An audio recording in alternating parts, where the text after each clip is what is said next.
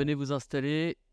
On va débuter. Donc, nous allons parler, comme je disais, des cyberattaques, de cybersécurité et de résilience. Et on va faire vraiment un tour d'ensemble jusqu'à 13h15 sur les aspects de cybersécurité. Et je vais dire, la question, on se disait tout à l'heure, la question, c'est pas si on va se faire attaquer, c'est plutôt quand. Et le nerf de la guerre, puisqu'on parle de la sauvegarde, c'est de savoir comment récupérer une activité de la manière la plus rapide, puisque le temps, c'est de l'argent. Et les temps de recouvrement sont tels que des fois, les activités s'arrêtent complètement et ça met en péril l'entreprise. Puis il faut reprendre l'activité aussi sur des données de qualité. Alors Marc, sur ce constat, je vous donne la parole à vous parce que malheureusement, je dirais que vous vous occupez du secteur public et les collectivités locales, les mairies sont particulièrement attaquées. Les hôpitaux, on en a vu, il y a eu des gérants d'écoles et des cas d'école. Est-ce que donc vous gérez ce secteur chez Synology, si je peux vous demander un peu de sentir le pouls du marché, qu'est-ce que vous voyez et en effet, est-ce que la presse, nous, le monde informatique, on s'en fait écho, ce secteur est particulièrement touché? Oui, effectivement, Olivier, vous avez raison. On a été beaucoup contactés par des mairies, des hôpitaux, des conseils départementaux ces dernières années, ces derniers mois. Et bon, ils nous ont effectivement contactés parfois en urgence pour mettre une solution de sauvegarde ou de stockage temporaire. Et parfois aussi pour notre conseil dans le cadre de la refonte complète de leur solution de sauvegarde, avec une sauvegarde externalisée qui parfois pouvait être en ligne ou hors ligne. Vraiment, voilà, on a quand même senti une volonté de moderniser des infrastructures vieillissantes. On a eu des clients qui nous parlaient de lecteurs LTO, cartouches LTO, ce genre de choses. Donc, Euh, donc ça bouge quand même. ça bouge quand même. Et puis après, les impacts, les conséquences, je parlais d'arrêt d'activité, parce qu'on est sur des problématiques de reprise d'activité, mais c'est pas que ça. Bien souvent, ils ne se contentent pas de bloquer les systèmes. Il y a de l'exfiltration d'informations. On peut se retrouver avec des informations sur le dark web, des fichiers clients. Enfin, après, les conséquences peuvent être dramatiques, sans parler de la réputation de l'entreprise, quoi.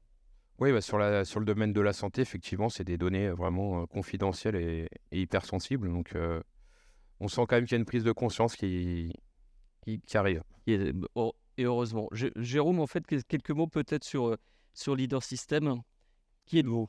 Oui, bien sûr. Leader System, c'est une société de services et d'ingénierie informatique fondée en 1993. On propose des solutions globales dans l'informatique, notamment l'audit, l'étude et le déploiement d'infrastructures. Mmh. On a un pôle d'infogérance, de sauvegarde externalisée, donc la sauvegarde dans son entièreté, mais plus particulièrement la sauvegarde externalisée. On a monté notre propre infrastructure en data center en 2014, et aujourd'hui ça représente un peu plus de 400 Tera de données clients externalisés. Et ensuite un pôle de cybersécurité. Alors, vous êtes particulièrement bien placé sur le marché TPE-PME. Et alors, je parlais des collectivités locales, des hôpitaux, mais les TPE-PME sont particulièrement visés, particulièrement vulnérables. Et pourquoi? Nous, on a fait un constat assez simple, c'est que beaucoup de TPE et de PME ne se sentent pas concernés par ce problème. Ça n'arrive qu'aux autres. Ça n'arrive qu'aux autres. Il y a une vraie question de budget aussi, parce que la cybersécurité, c'est assez large. Très rapidement, quand on discute un petit peu de cybersécurité, il va y avoir la partie proactive. Qu'est-ce qu'on met pour pas que les problèmes arrivent? Oui. Ça peut être des firewalls, des antivirus, des anti-spam. Et la partie réactive, qui va être typiquement la sauvegarde externalisée, ce qui va vraiment permettre de repartir en cas de problème. Alors, quels sont un peu les vecteurs et les modes d'attaque? On parle de ransomware parce que c'est je veux dire, les attaques les plus répandues et qui se développent. Est-ce qu'on retrouve un peu toujours les mêmes types de scénarios? De cliquer sur un email malveillant. C'est la grande majorité. D'accord. C'est le manque de sensibilisation et de formation peut-être des utilisateurs finaux, des salariés. Il y a un grand nombre d'attaques qui rentrent par les mails, par du phishing, ou les ransomware rentrent aussi par là. C'est la grande majorité des attaques qu'on peut voir en ce moment. Ivan, vous êtes déjà intervenu ce matin, mais est-ce que vous pouvez, pour ceux qui n'étaient pas là, vous représenter en quelques mots, qu'est-ce que vous faites chez Synology? Donc, je suis en charge de l'équipe commerciale chez Synology France pour la France et l'Afrique. Donc, j'ai déjà pu traiter avec de nombreux clients et également des intégrateurs de systèmes qui proposent, par exemple, des solutions et des produits de sauvegarde qui sont basés sur Synology. Et effectivement, comme tu le disais, Olivier, c'est quelque chose qui est très important parce qu'il y a beaucoup de gens qui ne se rendent pas forcément compte qu'il y a un danger permanent. Mmh.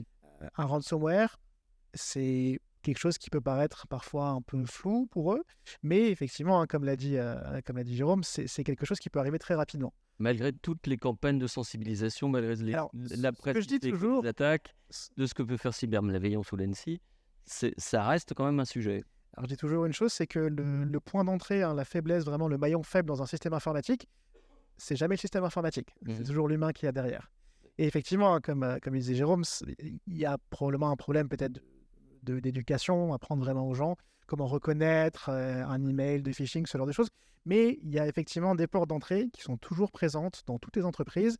Et de ce qu'on a vu au cours des dernières années, c'est que les ransomware aujourd'hui ne se contentent pas d'aller viser des grandes structures, des grandes entreprises pour essayer de extorquer des millions d'euros ou de dollars. Il y a vraiment un focus sur la PME, sur la petite entreprise. Pourquoi ? Parce que c'est beaucoup plus facile Oui. d'arriver à les toucher avec ce genre de choses. Et c'est beaucoup plus intéressant pour un hacker d'aller prendre 1000 fois 10 euros à quelqu'un qu'une fois 10 000 euros à quelqu'un d'autre. Et puis, Donc- autre point, c'est que ce sont aussi des vecteurs dans un écosystème autour d'un grand groupe. On a un écosystème de start-up, de fournisseurs, d'entreprises ce sont des points d'entrée qui peuvent permettre d'atteindre les autres systèmes, quoi. Donc, c'est aussi Absolument, prendre en compte. absolument. Et c'est vrai que, alors en fait, si on prend un peu qu'est-ce que vous voyez vous comme enjeu du coup, parce qu'on est sur derrière, c'est la protection du patrimoine, je dirais, informationnel de l'entreprise. Derrière, c'est la protection des données, de la data. Quels sont un peu les enjeux là sur... Oui, alors on le dit régulièrement, mais aujourd'hui, la donnée pour une entreprise, ça représente tout. Mhm. C'est ses fichiers clients, c'est ses fichiers comptables, ce sont ses factures, c'est l'ensemble des informations dont elle a besoin pour fonctionner. Et dans certains cas, on va aller un peu plus loin, comme le disait Marc, sur les données de santé. Pour un hôpital, pour un établissement de santé, avoir potentiellement une brèche de sécurité où des gens peuvent se saisir de ces informations et les revendre potentiellement à des personnes qui souhaitent les utiliser de manière négative, ça peut être quelque chose de très très grave. Donc il y a vraiment un enjeu aujourd'hui pour protéger ces données, d'une part parce que tout simplement en termes de coûts, il y a un enjeu financier. Perdre ces données, c'est être à l'arrêt pendant plusieurs jours, ne pas pouvoir travailler, ne pas pouvoir générer de chiffre d'affaires. Et il y a aussi cet enjeu légal. On l'a vu avec le RGPD, il y a de plus en plus de contraintes sur la protection des données, garantir que les utilisateurs sont protégés, et potentiellement quelqu'un qui exfiltre les données d'une entreprise. L'entreprise peut faire est responsable. Voilà. Absolument. En fait, un fichier client qui se retrouve, comme je disais, sur le dark web, l'entreprise est responsable. Alain, est-ce que vous pouvez nous présenter SQP en quelques mots ? Bonjour, oui, SQP, donc on est le partenaire de Synology et de Leader System. Nous, on travaille un petit peu dans l'ombre. Donc on va préparer les équipes dans l'ombre, mais une pièce importante. Enfin, des pièces dans l'ombre et pour préparer, pour optimiser la solution Synology. Mhm. Donc on va intégrer tous les bons composants, les disques durs, les mémoires, les SSD. Et les solutions sont de plus en plus performantes. Et donc il y a une liste de compatibilité de plus en plus restreinte, importante à suivre. Qu'est-ce que demandent les clients aujourd'hui, en fait ? Comment voyez-vous évoluer ce marché depuis quelques années ? Donc, on distribue des solutions de stockage depuis une vingtaine d'années. On voit de plus en plus la volumétrie, les big data, une grosse volumétrie recherchée, de la latence de moins en moins importante, donc un accès rapide aux données. Mhm. Donc là, on va s'orienter vers le full flash avec des équipements plutôt entreprise Synology. Sans être forcément du temps réel, on s'approche de plus en plus du temps réel. Tout le monde est pressé et on veut l'info instantanément. Quelques minutes sans ces mails, c'est une catastrophe. Donc, on va essayer, avec tous les PRA qu'on va mettre en place, de réduire considérablement ce temps d'interruption. D'accord. Il y a une partie très importante de ce temps d'interruption qu'on n'a pas évoqué, c'est la panne matérielle. Donc, on est dans une industrie où il y a de la mécanique, il y a de l'électronique, il y a pas mal de paramètres. Et donc, des garanties J+1 sont de plus en plus demandées pour avoir soit de la prévention, soit une intervention très rapide et avoir du matériel en remplacement pour le lendemain matin. Oui. Donc ça doit rentrer dans le PRA, dans l'étude du PRA. Mon matériel tombe en panne, je peux, pendant combien de temps, ne pas l'avoir sous la main ? En fait, l'enjeu, là, c'est la course contre la montre. Le maître mot, c'est le temps, que ce soit l'interruption, le RTO. Absolument, et c'est très important pour nous, Synology en tant que marque. On propose des produits, on propose des solutions de sauvegarde. On peut avoir le meilleur produit et la meilleure solution du monde. S'il n'y a personne pour la mettre en place, on va pas vraiment avancer. Mm. Et c'est pour ça qu'on s'appuie aussi sur des partenaires comme SQP, donc notre grossiste numéro 1 en France, pour proposer des facilités de déploiement et sur des partenaires intégrateurs comme Leader System pour aider justement les clients à déployer une stratégie de PRA sur leurs différents locaux. Alors, Ivan l'a dit, Jérôme, en fait, l'enjeu, c'est la data. Sauf que la data, même qu'on soit une grosse entreprise ou une PME, il y a des PME qui brassent des volumes de données impressionnants, des startups. On est sur des. On parlait de big data à l'époque, on est vraiment sur des enjeux de big data avec tout ce qui est volume de données, vitesse, vélocité. En fait, le problème, c'est que on ne peut pas tout protéger. C'est-à-dire qu'on parle de data center, de mettre ceinture, bretelles. Quelle approche il faut avoir on a un objectif de reprise, voire si possible de continuité d'activité, mais qu'est-ce qu'on doit mettre en place comme stratégie pour justement ne pas avoir des systèmes qui sont hyper coûteux et de mettre tout redondant avec les ceintures et les bretelles. Je vais rejoindre un peu ce que disait Ivan. Dans tous les cas, on doit étudier l'infrastructure dans sa globalité et mettre un budget en face. Parce qu'on ne vend pas un prix et il faut bien savoir ce qu'on veut mettre en place. Effectivement, on va regarder la criticité des données. Les rétentions sont quelque chose de très important aussi pour arriver à pouvoir remonter dans le temps. Et on va surtout élaborer un plan de reprise d'activité pour pouvoir savoir où on s'oriente et à quel coût. Un plan de continuité d'activité. Le but étant qu'il n'y ait pas d'arrêt du tout de l'infrastructure. Un plan de reprise d'activité, il y aura un arrêt, mais il y aura une intervention possible. Voilà, voilà, c'est exactement ça. Mais il y aura une intervention humaine.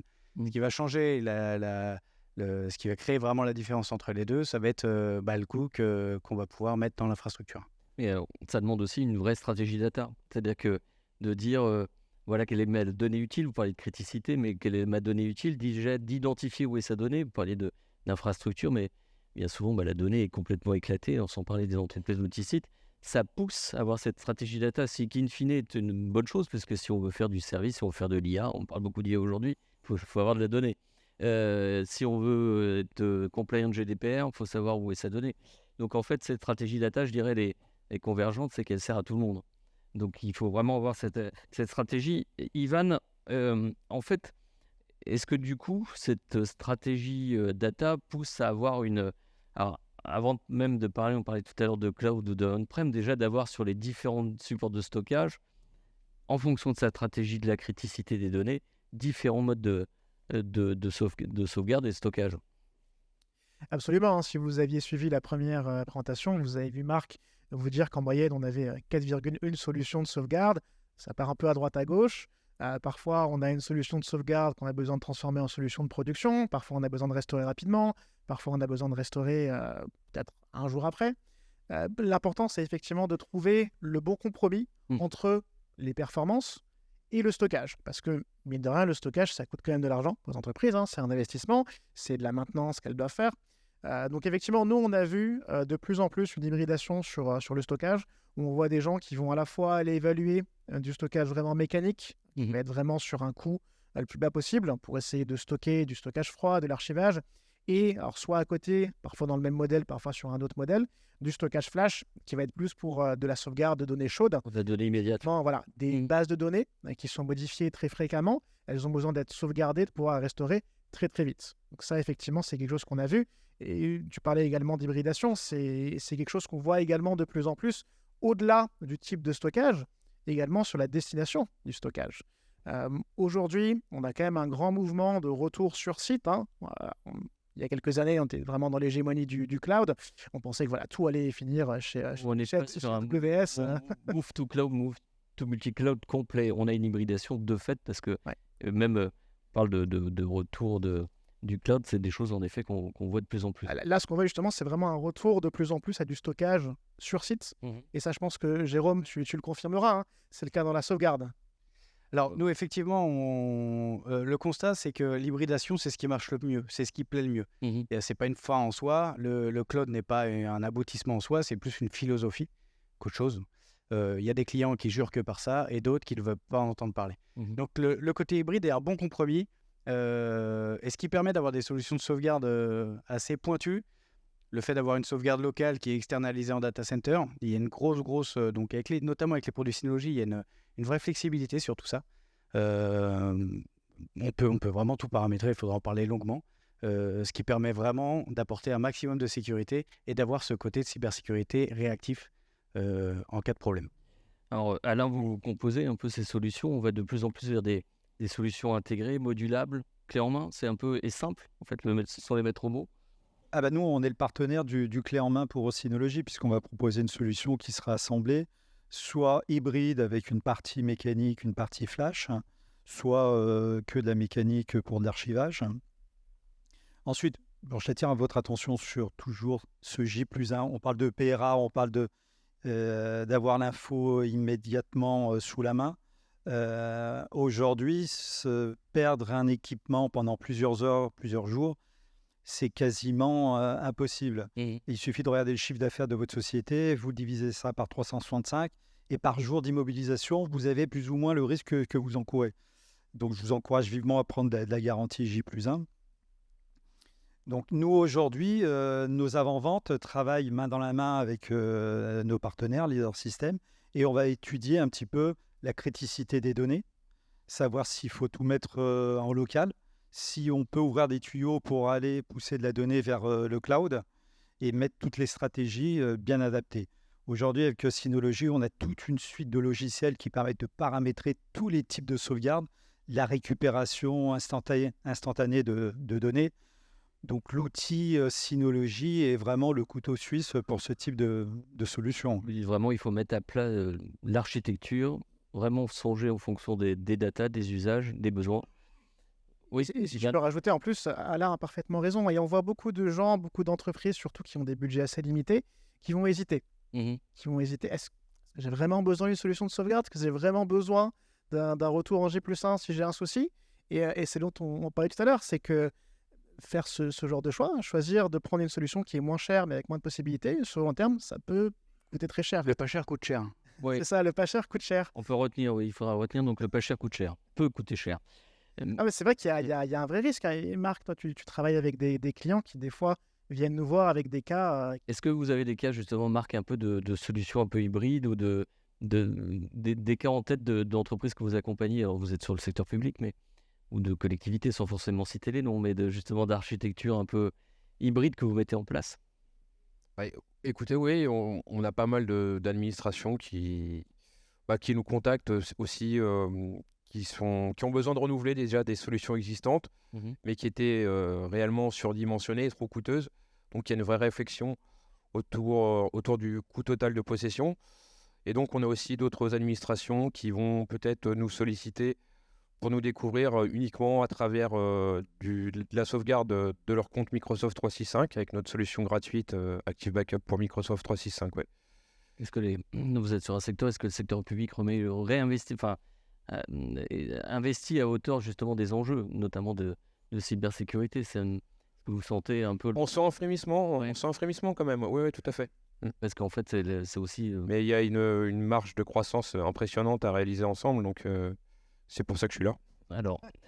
c'est vrai qu'on a vu beaucoup de réactifs, des entreprises, des hôpitaux, des collectivités qui viennent nous voir en disant « Ok, j'ai plus de système, il me faut quelque chose tout de suite.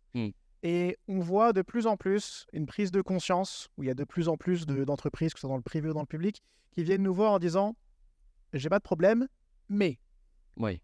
Qu'est-ce que je fais si j'en ai un? Qu'est-ce que vous pouvez me proposer ?» Après, ce que vous voyez aussi des entreprises, ou peut-être Jérôme, des entreprises qui se sont fait attaquer et qui de nouveau se sont attaquées, c'est un peu la tendance, c'est qu'une fois qu'ils ont identifié la cible et qu'elle est vulnérable, ils reviennent.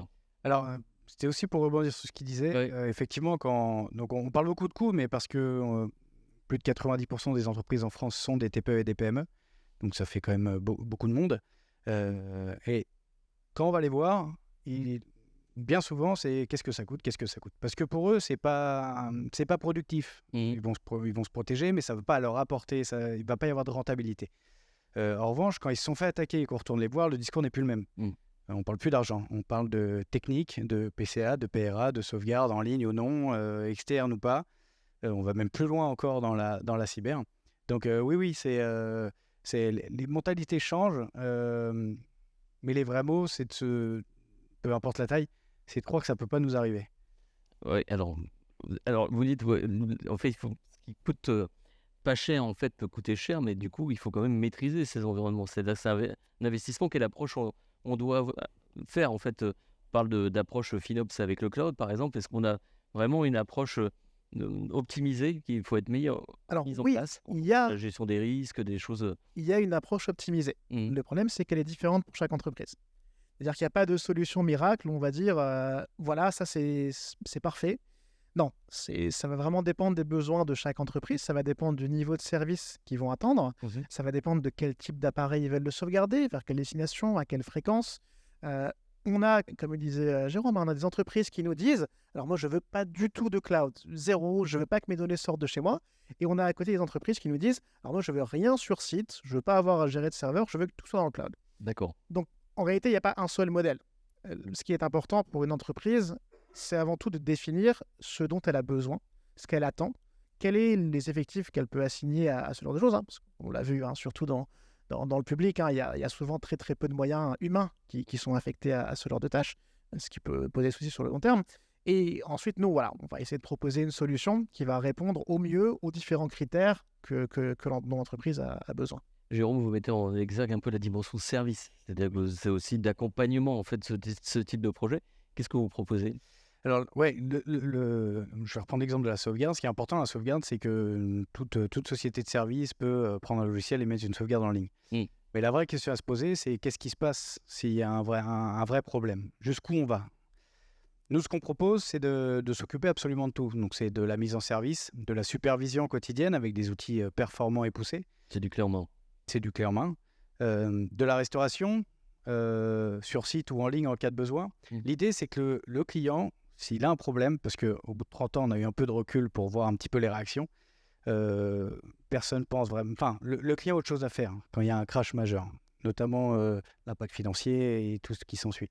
Donc nous, l'idée, c'est de dire, vous vous occupez de rien et on s'occupe de tout. Alain, en fait, j'imagine que vous rejoignez Jérôme sur ces aspects, mais qu'est-ce que vous proposez? Comment vous voyez évoluer? Vous parlez de clé en main, de systèmes modulables et composables, je dirais. On doit aussi maîtriser les coûts, c'est-à-dire que on peut moduler, mais comment garder la maîtrise? En fait, la question derrière, vous parlez de TCO, comment garder cette maîtrise des coûts? Déjà, il faut repartir du début de la page et en amont, savoir ce qu'on veut faire. Moi, je vais parler de ma partie, c'est-à-dire plus la mécanique, les composants. Donc, il y a été 2 disques durs de la même marque, ils vont se ressembler, mais ils sont totalement différents. Les SSD, ça va être pareil. Donc, en amont, avec nos équipes, en travaillant main dans la main avec Synology, on va définir une liste de compatibilité, des disques durs qui sont bien adaptés à la charge de travail que vous allez avoir avec votre NAS. On parlait de sauvegarde, on parlait de réplication, de snapshot. Donc, on ne travaille pas de la même façon sur un disque dur si on fait une sauvegarde une fois par jour, ou plutôt des snapshots en permanence. Donc nous, on va déjà faire le tri avec tous ces disques durs. Les SSD, c'est pareil. Un SSD consumer que vous allez prendre en disant, bon, c'est un SSD, c'est full flash, c'est insensible, ça ne casse pas. En l'espace de quelques semaines, vous pouvez le fusiller parce que les cellules ne sont pas du tout adaptées pour travailler en permanence, écrire, lire. Donc en amont, bien définir ses besoins. Ce qui n'est pas cher au départ, ce qui va vous sembler être pertinent en termes de budget, ça va se transformer au bout de 6 mois, une grosse galère, parce que les disques durs vont tous tomber les uns après les autres, parce qu'ils n'ont pas été taillés pour cet usage. Les SSD, ça va être pareil. Donc nous, c'est là où le retour sur investissement, il peut être très bon ou très mauvais. Mais si on part déjà avec une mauvaise config, on va dans le mur.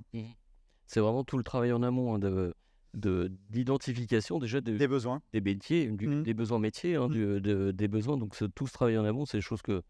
Nous, on le voit en tant que fabricant, c'est ce que les gens nous demandent. Aujourd'hui, les gens ne veulent pas acheter des morceaux à droite à gauche et coller ça avec de la pâte à fixe chez eux. Ils veulent une solution qui soit cohérente. Ils veulent, si possible, un seul constructeur. Ils veulent un partenaire qui va les accompagner dans le déploiement, qui va les accompagner potentiellement dans les services de sauvegarde. Ils veulent un partenaire grossiste qui va leur fournir des solutions qui sont déjà préintégrées, qui sont prêtes à être déployées chez un client. On le voit sur le marché, les gens réagissent extrêmement positivement à ce genre de service. Et je pense qu'on va de plus en plus partir vers cette direction sur le marché IT en général. Aujourd'hui, les gens n'ont plus le temps de coller des morceaux ensemble. Ils veulent des choses qui sont prêtes à être utilisées. Alors Ivan, c'est pas forcément le sujet de la table ronde, mais ça va un peu de pair, c'est-à-dire que est-ce que, je parle de sobriété, enfin sobriété numérique, d'éco-responsabilité, est-ce que les produits vont dans ce sens, c'est-à-dire le sens de la consommation énergétique, on parlait de management, de contrôle, d'optimisation, est-ce que ça va aussi de pair avec une démarche éco-responsable? Absolument. Alors, on le voit généralement sur un NAS Synology.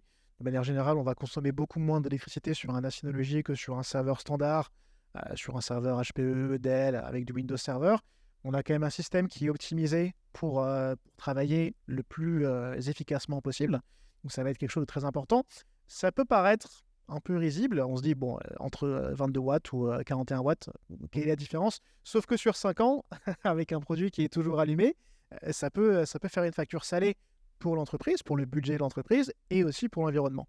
Oui. Donc, c'est quelque chose qu'on va proposer. Et c'est très intéressant que vous mentionniez ça, puisque nous, ce qu'on recommande très souvent à nos clients, c'est ils viennent nous contacter en disant bon, j'ai acheté mon NAS il y a 5 ans, il marche très bien, mais bon, il est plus sous garantie, donc j'aimerais le remplacer. Pourquoi pas réutiliser ce second NAS pour faire de la sauvegarde, par exemple? De plus en plus de durabilité des équipements, on doit employer ce type d'équipement pour Absolument. Et faire autre chose. je pense que l'auditoire sera d'accord avec moi. On a quand même une tendance à proposer des mises à jour pendant très longtemps. Il y a des produits qui sont aujourd'hui sortis en 2012, il y a plus de 10 ans maintenant, et qui ont toujours une version de DSM à jour avec des pages de sécurité. On va offrir généralement une approche quand même assez proactive sur la durabilité des produits. Et je pense que les gens le reconnaîtront aussi. En général, quand on achète un NAS Synology, on le garde souvent 5 à 10 ans, si ce n'est plus. Et Jérôme, pour clôturer un peu cet aspect éco-responsable, c'est quelque chose qui remonte de vos clients TPE, PME, ou ça commence, ça frémit, ou c'est... Nous, on nous demande si on reprend le matériel et si D'accord. c'est recyclé. Mhm. Effectivement, il y a différents circuits qui existent. Et c'est devenu même un business. Aujourd'hui, nous, on stocke et on paye une entreprise qui vient nous débarrasser de ce matériel-là. Mhm. Mais effectivement, c'est recyclé. Il y a des certificats, il y a, pour respecter les normes RSE, toutes ces choses-là. Ouais. C'est de plus en plus répandu. Alors, on a beaucoup parlé d'architecture, de matériel. En fait, c'est pas que ça. En fait, quand on veut mettre en place un plan de résilience, Ivan, vous pouvez peut-être en parler, c'est au-delà de la mise en place de solutions technologiques, il faut mettre en place une approche de cyber-résilience. Que faut-il faire? Je perds mon micro. Alors, la cybersécurité, la résilience informatique, effectivement, c'est avant tout une question d'approche. On ne peut pas construire un PRA sans y penser. C'est des choses qui vont demander de la réflexion, c'est des choses qui vont demander du temps et des efforts. Nous, notre rôle, c'est de faire en sorte que ces efforts et ces décisions soient les plus simples possibles. On offre une solution. Combien ça coûte? C'est gratuit. Bon. On ne va pas faire plus simple. On essaye de simplifier au maximum le fonctionnement pour que les gens n'aient pas besoin de passer des heures à configurer ça. On n'est pas obligé de faire de la ligne de commande. On va installer un agent sur un PC, on va le connecter au NAS. On se la sauvegarde et c'est bon.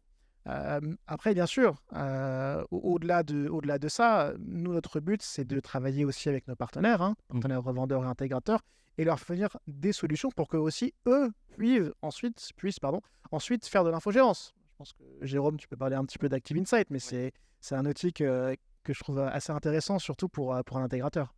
Alors, l'Active Insight, ce qui va être bien, c'est pour la supervision des NAS Synology. On va avoir un outil de supervision qui nous permet de voir tout le côté hardware, température, disque, processeur, RAM, donc qui va permettre de déceler si un NAS commence à être malade ou pas. Donc avoir une approche proactive aussi sur ces NAS-là, ce qui est intéressant, ce qui n'existe pas, je crois, dans la concurrence. On ne peut pas superviser de cette manière-là.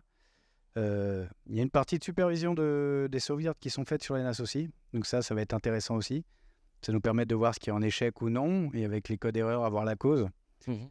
Parce que bien souvent, très rapidement, la plupart des erreurs sont dues à des services Microsoft qui tombent ou qui ne se lancent pas. Il peut y avoir des problèmes avec la sauvegarde. Donc ça permet tout de suite d'identifier et de résoudre le problème dans la foulée. Donc c'est un vrai point fort. Et avoir un dashboard avec une vision globale qui permet de monopoliser moins de monde qu'avant.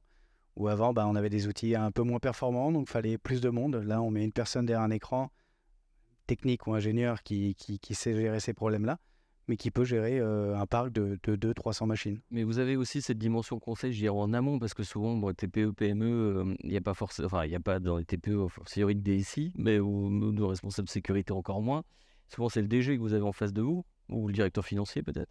Est-ce que justement, il y a cette démarche d'identification des besoins métiers, vous passez un petit peu de temps pour concevoir un peu le plan de sauvegarde? Alors nous, quand on prend un client qu'on ne connaît pas, on audite toute l'infrastructure. Bien entendu, il y a des discussions sur... on revient toujours au même point, un peu sur les budgets, les besoins, et ce qu'ils recherchent exactement. Et après, on élabore un plan de reprise avec du conseil, notamment des contrats d'infogérance aussi. Parce que ce qui est compliqué, c'est que tout est lié. On parle de résilience, mais si le serveur n'est pas maintenu, s'il n'est pas supervisé, c'est une pelote de laine. S'il y a un élément dans la cyber ou dans l'infrastructure qui est malade, ça va se répercuter sur les autres. Il y a besoin d'une vision globale et puis de prendre toute la chaîne. Vous parliez d'être en amont, de réactivité, voire même de proactivité en certains cas, vous parliez. Et puis d'être jusqu'à la résilience et la reprise d'activité, quoi. C'est un peu de prendre en compte toute cette chaîne, toute la chaîne. Alain, est-ce que on parlait d'expertise, est-ce que ça demande de plus en plus d'expertise? Est-ce que, les PME ont besoin d'accompagnement, de support? En fait, il ne faut pas se poser la question de savoir de quoi est composé le matériel. Est-ce qu'il faut des compétences en interne? En fait, c'est quand vous travaillez avec Jérôme, c'est justement la partie un peu clé en main de votre... Donc, on va s'appuyer sur l'expertise de nos partenaires. Jérôme en fait partie, donc leader système. Donc en amont, comme je vous disais, on va bien qualifier, calibrer ce qu'il faut pour que le NAS puisse répondre à toutes les attentes. Et ensuite, donc on a également développé un agent spécifique Synology qu'on va pouvoir associer à nos garanties J+1. Et donc on a un dashboard où on va voir toutes les remontées d'infos sur l'utilisation CPU, et on va faire du proactif comme leader. Donc, on vient compléter un petit peu le métier. Et pour que, avant que le drame soit là, on ait déjà changé le matériel. Ou alors, si le matériel tombe en panne, que le lendemain, en tout cas, on puisse redémarrer tous les services. Alors, il y a une thématique, on a parlé des co-responsabilités. Une autre thématique à la mode, c'est l'IA. On va de plus en plus l'automatisation, elle est là, vous en parliez tout à l'heure. Est-ce que, vous parliez tout à l'heure de proactivité, sur d'identifier en fait cette chaleur, des incidents potentiels. Est-ce qu'on va, alors je ne sais pas si Ivan ou Jérôme, sur des systèmes de plus en plus automatisés, pilotés par l'IA, voire même des PRA en gestion automatique? Alors, oui et non. L'IA sait très facilement collecter un grand nombre de données et sait les afficher, sait donner des alertes. C'est ce qu'on propose avec Active Insight, comme l'avait présenté Marc, le fait de pouvoir analyser les taux d'écriture pour voir si potentiellement un ransomware est en train d'attaquer un NAS. Ça, c'est des choses que l'IA sait très bien faire. Ça, c'est plus pour la partie prévention. Une fois qu'il y a un souci, là, je pense que l'IA est un peu perdu. C'est à ce moment-là qu'on a vraiment besoin d'une main humaine pour venir identifier où est-ce qu'est cette menace, qu'est-ce qu'elle a touché, et surtout comment est-ce qu'on fait pour réparer derrière. Ça, c'est pas quelque chose, en tout cas, dans un futur proche, voire moyen, je dirais, c'est pas quelque chose que l'IA pourra faire. Il faudra toujours avoir quelqu'un derrière la machine pour contrôler, pour dire « Ok, là, stop, on éteint le NAS, on fait une restauration clean et on repart de zéro. » C'est pas ce genre de tâche peut difficilement être automatisé, je pense pas qu'elle le sera, parce que ça demande quand même une vraie compétence, ça demande une connaissance des systèmes et ça demande vraiment une sorte de talent. C'est pouvoir intervenir comme ça, je pense que Jérôme pourra en parler, mais c'est pas quelque chose de banal qui peut se faire en quelques clics. Oui, moi je pense que c'est un peu tôt. Je n'ai pas la prétention de connaître l'IA dans la profondeur, mais à date, non, il ne remplacera pas l'humain, de par l'expérience, la complexité des parcs, les subtilités des parcs. Il y a besoin d'une intervention humaine. Ouais, on pourra peut-être avoir dans un premier temps de l'IA générative, là, pour parler de dashboard tout à l'heure, pour essayer de demander des dashboards en langage naturel pour des gens qui ne sont pas du tout dans l'IT ou et de manière à composer peut-être de manière un peu automatisée avec un assistant. Ces dashboards, je ne sais pas, c'est des choses... Mais ça existe déjà, notamment nous, quand on fait de l'infogérance, donc il y a tout le support utilisateur, tout le ticketing est déjà plus ou moins automatisé avec une base d'IA. Il reconnaît les utilisateurs, les problématiques, les marqueurs, différentes choses comme ça. Sur la partie supervision, pareil, on a du reporting clair, net qui est fait en fonction de ce qu'on demande, qu'on peut aussi transmettre aux clients. Donc toute cette partie de dashboard automatique, tout ça, ça existe déjà plus ou moins. Pour moi, quand on parlait d'IA, c'était plus dans les prises de décision. Dans les prises de décision. Pour moi, c'est là que l'IA n'ira pas. Enfin, aujourd'hui, je ne me vois pas mettre une IA sur des prises de décision sur des parcs importants, stratégiques de mes clients. Le maître mot, c'est que l'humain restera là, justement. Enfin, l'IA n'est qu'un support. J'espère. N'est qu'un support à l'humain. Voilà. Bon, je peux vous demander, Evan, une question un peu pour. On voit l'évolution des cybermenaces, elles sont de toute façon exponentielles. Quand je parlais d'IA, on assiste même parfois à une guerre des machines entre les systèmes de protection d'IA, boostés à l'IA et des systèmes conçus par l'IA. D'un autre côté, comment voyez-vous évoluer un peu le côté résilient, sauvegarde, si je devais vous demander de vous projeter un petit peu? Absolument. Alors, il va y avoir des défis. Clairement, le développement de l'IA, aujourd'hui, il y a déjà des malwares et des ransomware qui ont été développés par des IA génératives qui sont en nature. Comment faire? Je pense que c'est plus ou moins toujours la même procédure. C'est toujours être prêt pour quand ça arrivera. C'est faire du proactif, si possible, essayer de prévenir les menaces, essayer de les arrêter avant qu'elles entrent dans son réseau, avant qu'elles touchent ses appareils. Mais à côté, il faut toujours, dans tous les cas, avoir une stratégie robuste. C'est-à-dire qu'à n'importe quel moment, il faut pouvoir redémarrer son infrastructure, plus ou moins à partir de rien. Et ça, vous pouvez avoir une IA, à moins que ce soit Terminator qui vient vraiment détruire physiquement vos NAS chez vous, n'importe quel ransomware, n'importe quel virus, si vous avez une copie hors ligne ou complètement séparée de votre réseau, vous pourrez toujours repartir de zéro et reconstruire votre réseau. Donc pour moi, on en parle souvent. D'ailleurs, Marc, on a quelques clients qui demandent de la sauvegarde hors ligne. C'est quelque chose qui va se développer, je pense. Si on devait résumer un peu ce débat, vous parliez de robustesse, c'est vraiment un des maîtres mots. Il faut des solutions robustes, des solutions de plus en plus hybrides aussi, c'est l'hybridation. La maîtrise des coûts, en fait, il faut avoir cette dimension un peu ops. La course contre le temps, on est de plus en plus sur sans parler de temps réel, mais de dire, le RTO doit être le plus court possible parce que le temps c'est de l'argent. Et puis, on peut conclure là-dessus. Dans tous les cas, il restera l'humain. Voilà. Il restera l'humain. Et je pense que les parcs doivent être dimensionnés, pas surdimensionnés, ni sous-dimensionnés.